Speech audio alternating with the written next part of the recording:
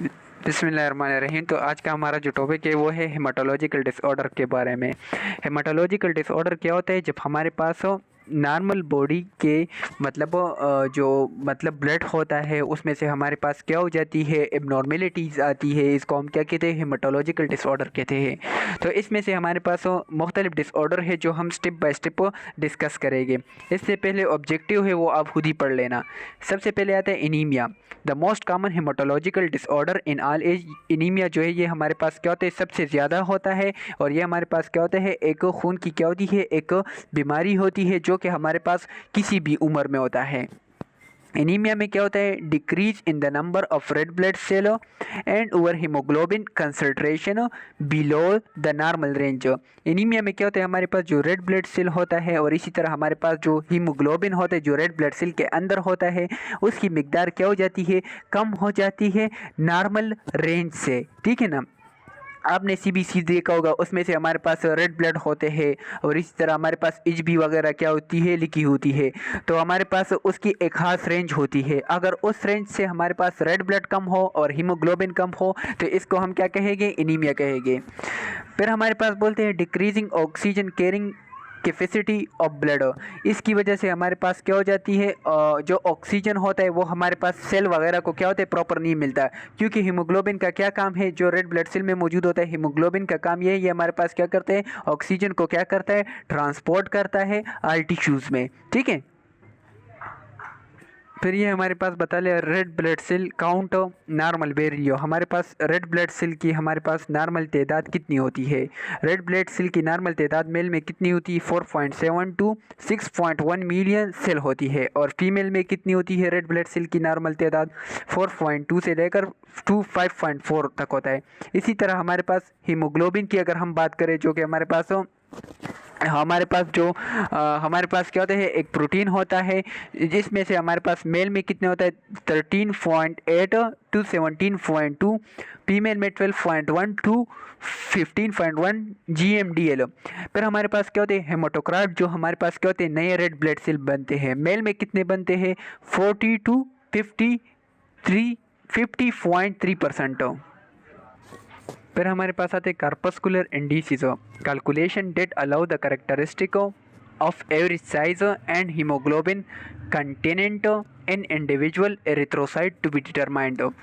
हमारे पास corpuscular indices क्या होता है? इसमें से हम क्या करते हैं? हिसाब करते हैं कि हमारे पास कितना हीमोग्लोबिन जो है एक रेड ब्लड सेल के अंदर हमारे पास मौजूद है।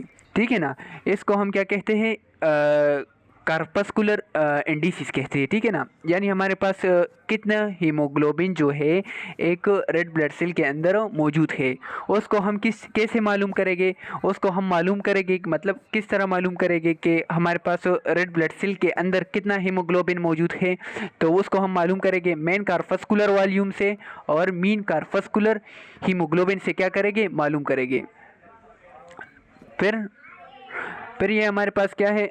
Mean corpuscular volume, mean corpuscular haemoglobin, mean corpuscular haemoglobin concentration, ये इसकी क्या है? नॉर्मल वैल्यू है। ठीक है। फिर इसमें से हमारे पास आता है एमसीवी। एमसीवी क्या होता है? एमसीवी के ज़रिए हम क्या करते हैं? रेड ब्लड सेल का साइज़ और तादाद देखते हैं। अगर हमारे पास एमसीवी जो है वो नॉर्मल लेवल से क्या हो? इंक्रीज़ हो तो हम समझेंगे कि हमारे पास रेड ब्लड सेल जो है वो हमारे पास क्या है? एबनॉर्मल है। ठीक है ना? 80 से लेकर 100 तक जो होता है ये हमारे पास इसकी रेंज होती है।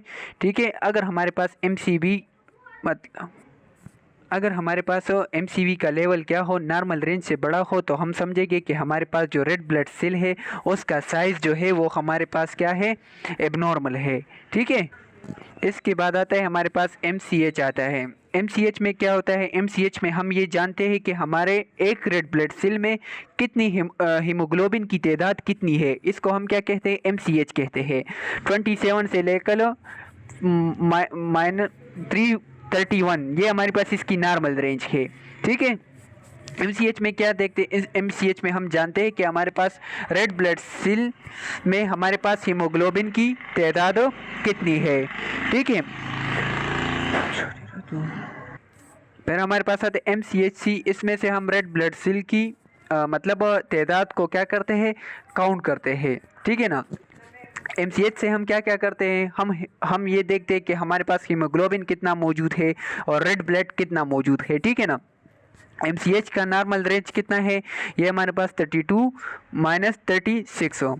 MCV क्या होता है, दोबारा सुनो, MCV वो होता है, इसमें से हम क्या करते हैं, रेड ब्लड सेल की साइज और तादाद क्या करते हैं, मालूम करते हैं। MCH में क्या करते हैं, MCH में हम हीमोग्लोबिन की तादाद देखते हैं कि एक रेड ब्लड सेल में कितनी है। और MCHC में क्या है, इसमें से हम रेड ब्लड सेल क्या करते हैं, काउंट करते हैं। और इसी तरह हम ये भी देखते हैं कि हमारे पास कितना हीमोग्लोबिन हमारे पास मौजूद है एक रेड ब्लड में। फिर हमारे पास आता है classification of anaemia. There are 2 classification according to cause, according to morphology of red cell. फिर हमारे पास क्लासिफिकेशन ऑफ एनीमिया की अगर हम करें, ये हमारे पास 2 किस्म की इसकी क्या हुई, क्लासिफिकेशन हुआ है। एक वजह की बुनियाद पे हम बोलते हैं कि इस वजह से खून की कमी आ सकती है, और एक हमारे पास मतलब शेप में हमारे पास क्या हो जाती है, रेड ब्लड सेल की खराबी आ जाती है। तो इसकी बुनियाद पे हम बोलते हैं कि ये क्या है, एनीमिया इसको क्या हुआ है। फिर हमारे पास आता है क्लासिफिकेशन अकॉर्डिंग टू द कास। फिर अगर हम क्लासिफिकेशन की बात करें तो इसकी वजह क्या हो सकती है, क्लासिफिकेशन की बुनियाद पे वजह क्या हो सकती है एनीमिया का, inadequate production of red blood cell. हमारे पास रेड ब्लड सेल जो होते हैं वो हमारे पास मुकम्मल नहीं बनते, या हमारे पास आते हैं ब्लड लॉस एनीमिया। हमारे पास क्या हो सकते हैं, मतलब कोई खून वगैरह क्या हो जाता है, निकल जाते हैं, जैसे कि कोई इंजरी हो गई, ठीक है ना, इंजरी हो गई या हमारे पास कोई जख्म हो। फिर हमारे पास बोलते हैं एक्यूट, हमारे पास थोड़े वक्त के लिए भी हमारे पास खून की कमी हो सकती है। किस वजह से खून की कमी हो सकती है थोड़ी वक्त के लिए, due to acute haemorrhage and chronic due to GIT bleeding और मेनोरेगिया। हमारे पास जो खून की कमी आ सकती है वो तो हमारे पास एक मतलब हमारे पास ब्लड वेजल हमारे पास क्या हो जाता है, रफ्चर हो जाता है, फट जाता है, खून की नसें फट जाती है, उसकी वजह से होता है। या हमारे पास क्या हो मतलब जो GIT सिस्टम है यानी डाइजेस्टिव सिस्टम है, उसमें से हमारे पास क्या हो, पेप्टिक अल्सर हो, तो उसकी वजह से हमारे पास क्या होती है, ब्लीडिंग होती है। या हमारे पास मेनोरेजिया जो कि हमारे पास मेंसेस का एक मतलब एक बीमारी है, तो इसकी वजह से हमारे पास क्या हो सकती है, खून की क्या होती है, कमी क्या हो सकती है, आ सकती है, ठीक है ना। इन वजह से क्या हो सकती है, खून की कमी हो सकती है।